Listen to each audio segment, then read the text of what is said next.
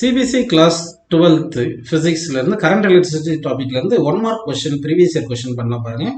11th one Wheatstone bridge is used in measuring கேட்குறாங்க. அதாவது Wheatstone bridge use பண்ணி very low ரெசிஸ்டன்ஸும் measure பண்ண முடியாது, வெரி ஹை ரெசிஸ்டன்ஸும் மெஷர் பண்ண முடியாது, அக்யூரேசி வராது. அதனால இதுக்கு வந்து நம்ம பார்த்தீங்கன்னா both high and low resistance அப்படின்னு சொல்ல முடியாது, அதனால லோ ரெசிஸ்டன்ஸ்னு எடுத்துக்கலாம்ப்பா. மெஷர் பண்ணுறது லோ ரெசிஸ்டன்ஸ் யூஸ் பண்ணுறோன்னு எடுத்துக்கலாம், ஓகேவா? ஆனால் கரெக்ட் ஆன்சர் பார்த்தீங்கன்னா வெரி லோ ரெசிஸ்டன்ஸ் யூஸ் பண்ண முடியாது, வெரி ஹை ரெசிஸ்டன்ஸ் யூஸ் பண்ண முடியாது அப்படின்னு எடுத்துக்கலாம், ஓகேவா?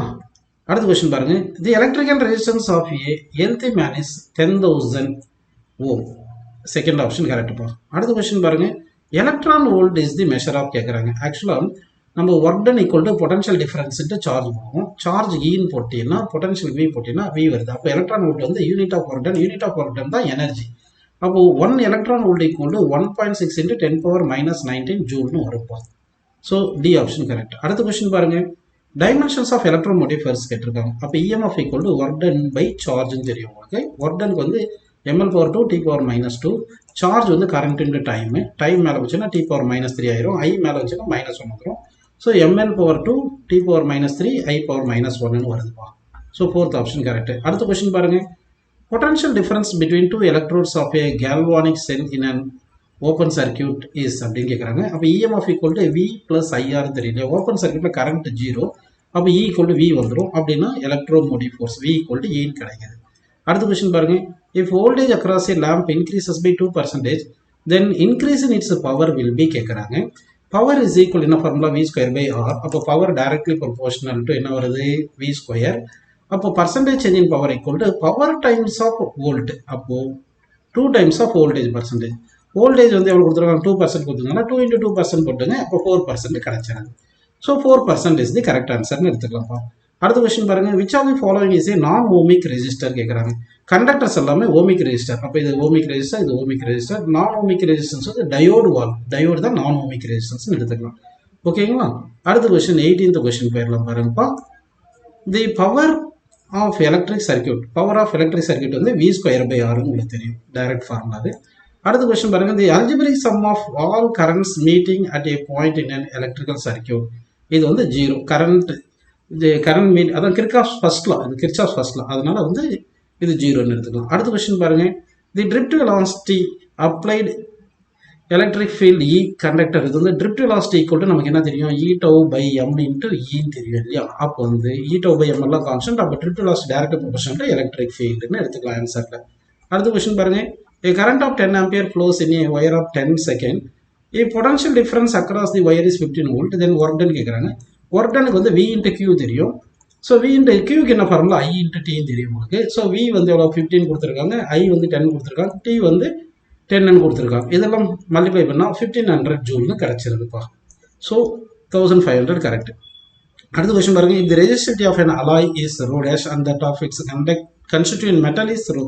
மெட்டலுக்கு ரெசிஸ்டிவிட்டி வந்து கம்மியாக இருக்கும், அப்போ அலாய்க்கு வந்து அதிகமாக இருக்கும். அப்போ அலாய்க்கு வந்து அதிகமாக இருக்கும்னு எடுத்துக்கலாம்ப்பா, ஓகேவா? அடுத்த கொஸ்டின் பாருங்க. 23 கொஸ்டின் போயிடலாம். If a current of 300 mA is flowing in a conductor, then the number of electrons passing through the conductor in 4 minutes கேட்டிருக்காங்க. நம்ம கரண்ட்டுக்கு என்ன ஃபார்முலா தெரியும்? Q/T தெரியும். Qக்கு என்ன ஃபார்முலா? Ne தெரியும். Number of electrons charge of electron by T = I. இப்போ இதை மாற்றி எழுதணும்னா எப்படி கிடைக்கும்? N = current into time divided by E கிடைக்கும். கரண்ட் எவ்வளோ கொடுத்தாங்க? 300 mA. So 300 × 10⁻³ ampere. டைம் எவ்வளோ? 4 மினிட் கொடுத்துருக்காங்க. ஒரு மினிட் வந்து 60 செகண்ட். ஸோ 4 × 60 போட்டாச்சு.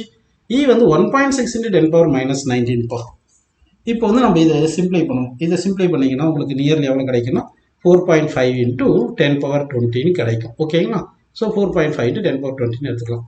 அடுத்த கொஸ்டின் பாருங்க. an energy source will supply a constant current into the load if its internal resistance is etc. நமக்கு கரண்ட்டுக்கு என்ன ஃபார்முலா தெரியும் பார்த்தீங்கன்னா E/R + R.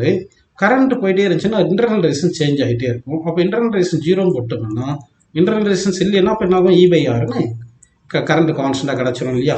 அப்போ = 0ன்னு எடுத்துக்கலாம்ப்பா. இன்டர்னல் ரெசிஸ்டன்ஸ் 0வா இருக்கணும் அப்படின்னு எடுத்துக்கலாம், ஓகேங்களா? அடுத்து பாருங்க. 25th question. The internal resistance of a cell is the actual resistance of electrolyte used in the செல்லுன்னு வரும்ப்பா.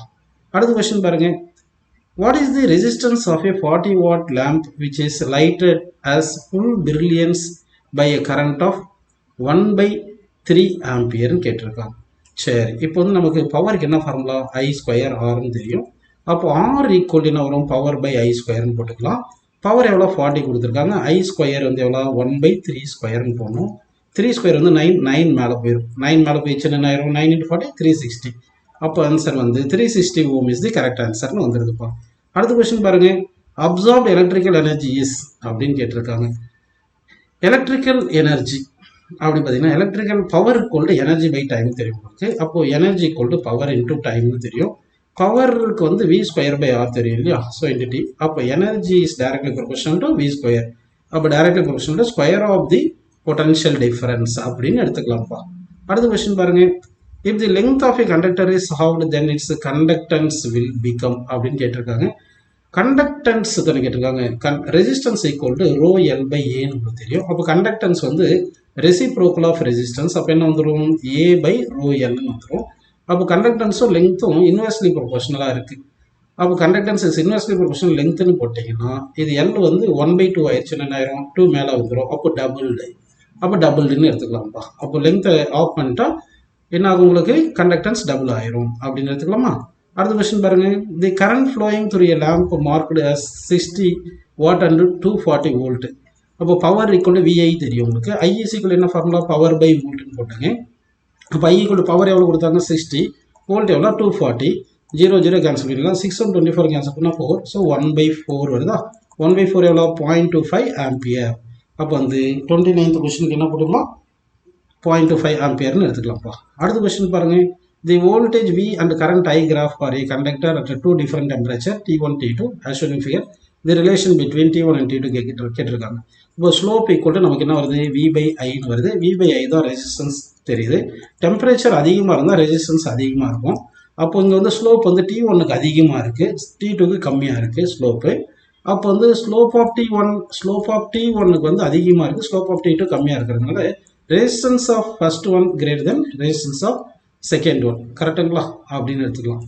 இப்போது என்ன சொல்லியிருக்காங்க? இது T1 அதிகமாக T2 அதிகமாக கேட்டிருக்காங்க. அப்போ T1 is greater than T2 அப்படின்னு நம்ம எடுத்துக்கலாம்ப்பா. ஓகேவா? அடுத்த கொஸ்டின் பாருங்க. The electric resistance of a certain wire of iron is R if its length and radius are both doubled then its அப்படின்னு கேட்டிருக்காங்க. இப்போது electrical resistance R equal to rho L by a. Area வந்து πr ஸ்கொயர்னு போட்டுக்கலாம். இப்போ லெங்த்தை வந்து நமக்கு என்ன பண்ணிடுறாங்க? ரோ அப்படி வச்சிங்க, பை அப்படி வச்சிங்க, லெங்த்தை டபுள் பண்ணுறாங்க 2l. ஆரை டபுள் பண்ணால் ஆர் பிளேஸில் 2r ஹோல் ஸ்கொயர் போடணும். கரெக்டாக? அப்போ 4r ஸ்கொயர்னு வந்துடும். அப்போ 2 4 கேன்சல் பண்ணால் கீழே 2 இருக்குது. இந்த rho L by πr square வந்து இனிஷியல் ரெசிஸ்டன்ஸ். சரிங்களா? அப்போது நியூ ரெசிஸ்டன்ஸ் என்ன ஆயிருது? 1/2 டைம்ஸ் ஆஃப் இனிஷியல் ரெசிஸ்டன்ஸ் வந்துடுது. ஆனால் ரெசிஸ்டிவிட்டி வந்து நேச்சர் ஆஃப் தி மெட்டீரியல் அது மாறாது. சரிங்களா? அதனால வந்து இப்போ என்ன பண்ணணும்? இதுக்கு ஆன்சர் வந்து resistance will be halved and specific resistance remains unchanged அப்படின்னு எடுத்துக்கலாம்ப்பா. ஓகேங்களா? அடுத்த கொஸ்டின் பாருங்க. A battery of 12 volt and internal resistance 0.5 ohm is connected across the variable resistance capital R. The value of R for which the power delivered is maximum அப்படின்னு கேட்டிருக்காங்க.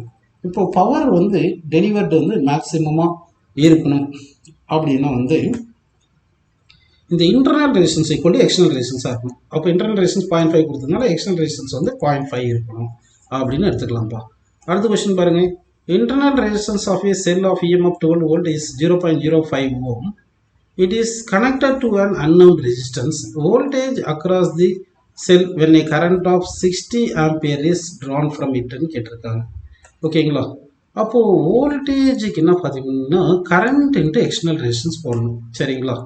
சரிங்க. என்ன பண்ணியிருக்காங்க? எக்ஸ்டர்னல் ரெசிஸ்டன்ஸ் கொடுக்கல, இன்டர்னல் ரெசிஸ்டன்ஸ் தான் கொடுத்துருக்காங்க. அப்போ E equal to நமக்கு என்ன ஃபார்முலா தெரியும்? V + IR தெரியும். அப்போ வந்து V இஸ் ஈக்குவல் என்ன போட்டுக்கலாம்? E - IRன்னு போட்டுக்கலாம். E வந்து எவ்வளோ கொடுத்தாங்க? 12 மைனஸ் I வந்து 60 கொடுத்தாங்க. ஆர் இன்டர்னல் ரெசிஸ்டன்ஸ் 0.05 கொடுத்துருக்காங்க. ஸோ இந்த 60 × 0.05 என்ன வரும்னா 3ன்னு வரும். அப்போ 12ல் 3 கழிச்சிங்கன்னா 9 வோல்ட்டுன்னு வரும்ப்பா. அப்போ 9 வோல்ட் இஸ் தி கரெக்ட் ஆன்சர்னு எடுத்துக்கலாம். அடுத்த கொஸ்டின் பாருங்க. The variation of voltage V and current I in a conductor is given to the resistance of the conductor கேட்டிருக்காங்க. இந்த ரெசிஸ்டன்ஸ் என்ன? VI கிராஃப்க்கு ஸ்லோப் எடுக்கணும். ஸ்லோப் தான் ரெசிஸ்டன்ஸ். ஸோ ஆப்போசிட் சைடு எவ்வளோ வந்துருக்கு பாருங்க? 6 இருக்குது. அட்ஜஸ்டன்ட் சைடு எவ்வளோ இருக்குது? 3 இருக்குது. அப்போ ஸ்லோப் வந்து opposite by adjacent side. So 6/3 போட்டிங்கன்னா 2 ஓம் கிடைக்குது. So 2 ohm is the correct answer அப்படின்னு எடுத்துக்கலாம்ப்பா. அடுத்த கொஸ்டின் பாருங்க. A 100 watt 200 volt bulb is connected to a 160 volt supply. The actual power consumed கேட்குறாங்க.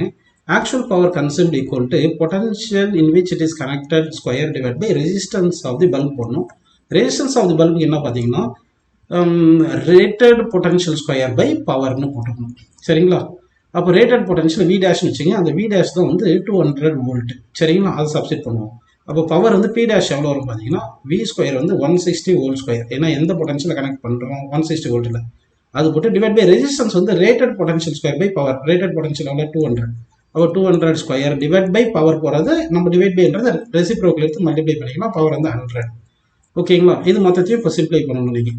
இப்போ சிம்ப்ளை பண்ணிங்கன்னா உங்களுக்கு ஆன்சர் என்ன கிடைக்கும்னு பார்த்தீங்கன்னா வந்து இந்த 35th கொஸ்டினுக்கு இப்போ 160 ஸ்கொயர் வந்து 160 இன்ட்டு 160 போட்டுங்க. 200 ஸ்கொயர் 200 இன்ட்டு 200 போட்டு இன்ட்டு 100 போட்டுட்டிங்கன்னா இங்கே 2 0 கேன்சல். இங்கே ஒரு ஜீரோ இங்கே ஒரு ஜீரோ கேன்சல் ஆயிடுது. கரெக்டுங்களா? அப்போ 16 இன்ட்டு 16 256 டிவைட் பை 2 இன்ட்டு 2 4 வருதா? இதை கேன்சல் பண்ணால் நமக்கு 64 வாட்டுன்னு கிடைக்கும் இப்போ ஆன்சரில்.